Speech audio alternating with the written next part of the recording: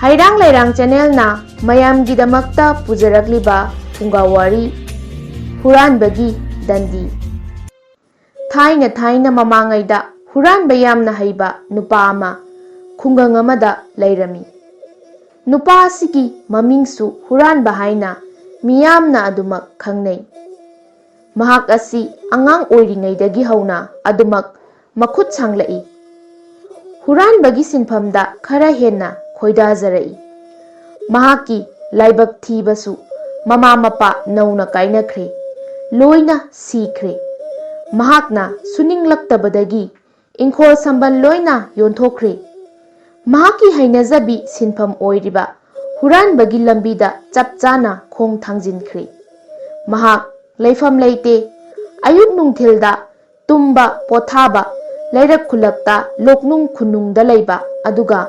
नुमिदांग अथेंगबदना मखुत्ता थांगसांग खुजुक खुलाई पाइदुना मीगी युमदगी मपोट मचै हुरानबा मागी मथौनी खुल्लदुगी मियोइसिंगना हुरानबा नुपा असिबु नुंगसीबा अमत्ता यावरमदे महाक हेक उबदा थैदोकनबा ngaktani खुलगी मीसिंग अपुनबना की तुकुच्चबा ngaktani नाकल थैदोकनबदा महाकपु उबदा तिलसिनरमी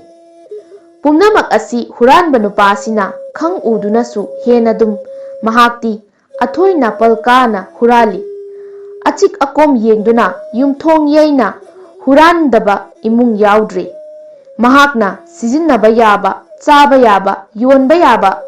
pot कया हुराली अहिंगदा पुखरी कुमदुना nga phai मीगी इंखोलदगी अहिंगदा एंसांग नापी हेई मीगी कईदगी फौ खाय सिंग हुराली सन येन ngaनु हुराली नोंगमगी नुमित अमदसुनी अहिंगदा मी पुंबा तुम्ख्रबदा इना कैरा खुनबा मी अमगी मयुमदा फिमु सेतुना थांगसांग पाइदुना लोना सगुन तौदुना चंगलगा इना कैरा खुल्लिबगी इमुंगदगी हुरालमी माना पुबंगंबा फौवदु बोरादा पेक्लगा तुंगदा युमदुगी थोंजाव लोना हांगदोक्तुना फौवदु पुथोक्लमी अदुगा अमुक अहिंग अदुदा अदुमक मागी खुंगंग अदु लांथोक्तुना अतोप थंगनबा खुल्लमदा नोंगानद्रिङैदा पुखिरमी नोंगानबदगी अतोप खुल्लदुदा फौवदु मागी सारदुना योंथोई मदुदगी फंगलक्पा सेलसिंग अदुना लोइद्रि फावबा यामना नुंगाइथोकना माना लैनिंगबा मफमदा लैदुना मतम लेलमी मीगी मपोट मरल हुरगा चाबा सेटपसिना मबुकनिंगदा पेंजबा नुंगाइजबा हाइबदु ओइरमी नोंगमगी नुमित अमदनी अहिंग अहिंग खुदिंग तुमगंदबा हुरानबा नुपा अदु तुमदबना चोक्थबदगी खुल्लदुगी ताइनबा नोंपोक ममांगी इरेन खोंगी नुंपाक अचौबा मथक्तनी नुंपाक अदुदा फी मचा अमा थारगा थांगसांग अमना मनाक्ता थमलगा नुंसा याइदुना नुंगाइना तुमदुना लैथोक्लमी अवुबा खुलगी मीसिंगना थीना चैना ngangnarami हुरानबा सुनिंगदबा अहिंग अहिंगदा मीगी युमदगी लोना हुरिङै तुम्हौद्रबनिना नुंथक्नी लोकनी लोक्याइनी खंगदबा मखै इसीसिना तुमलिसे लोइना तिल सिटनबा ngakta ngairami masida nate awubasingna hainariba masane haire kai tarana chaba phauba ngamloi suge nomge di hainingde mahaksi khara thuna sikrabadi khulgi mi singi adu mangkhre ada leiramdre hainaribasi aduda tumlibadudagi sunghau hogolaktrabadi phakhrani da hainabasu hainarami mi singna huranba nupa asida karigumba amatta sairak piba ngamdabadi atay amagi natte mi amabu hekta maralai haiduna hatpa yadabanina amuksu yengnabagi wani hanasu amukti khultinaduna pharaga warak watem khrabani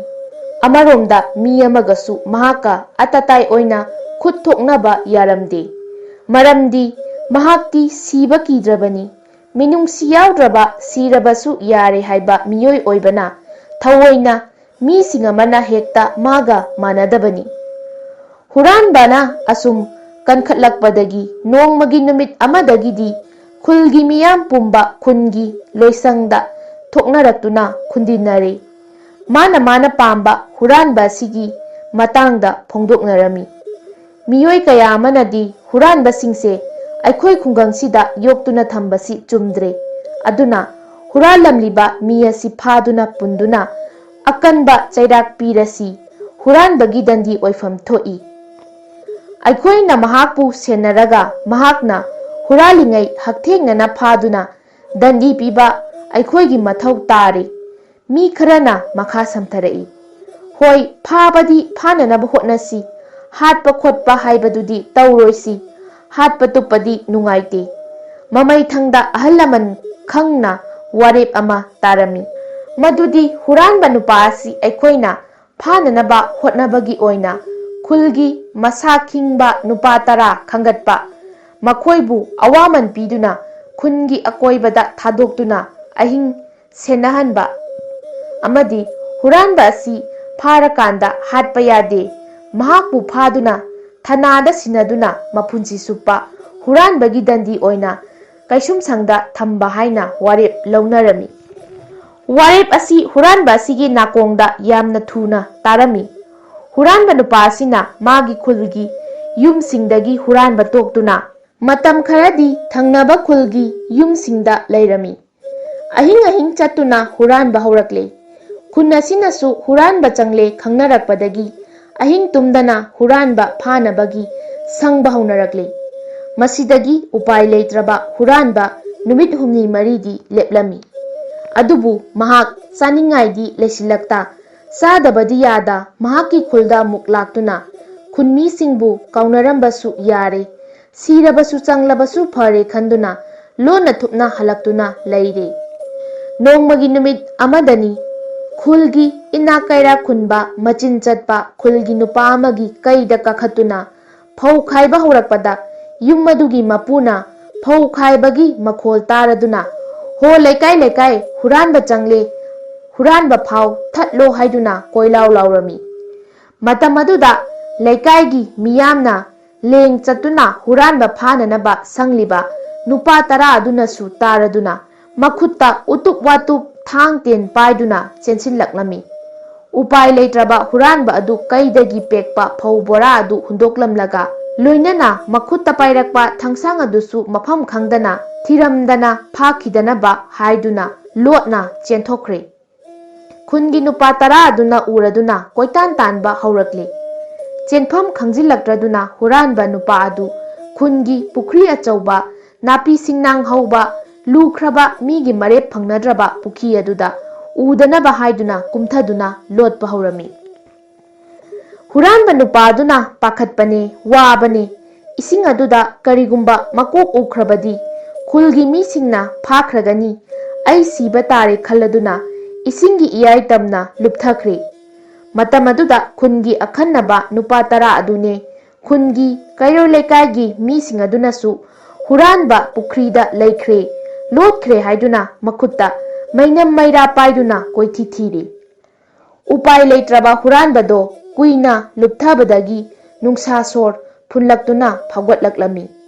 मरेप नदी फंगदा अदुम इराकनदुना सीरे खुनगी मीसिंगनसु नुमिदांगा ओइबने मुसी मुसीना पंगसेंग सेंगदना उदबने सिनिंगगा सिजौ हुरानबा मसीदा सीख्रबदी फनीदा खनखिबने कनानसु कनबा ngамहौद्रे खुन्ना हुरानबा नुपागी असीबा हक्चांगदु लौखटपीदुना पोलोइबिख्रे अदुना अैखोइ पुमनमक मीगी मपोट मचै हुरानगे कैदौनुंदा खल्लोइदमदी हुरानबगी दंदी हाइबसे काउगनु हैरांग लैरांग channel ना पुजरकलिबा फुंगाव वारी ngasiगी ओइनदी मतंग स्वाइदा लोइसिनजरे हयेंग नुंगाइ नुंगाइरबा वारी single ओइनना मयाम pull-up अमुक थेंगनरसी।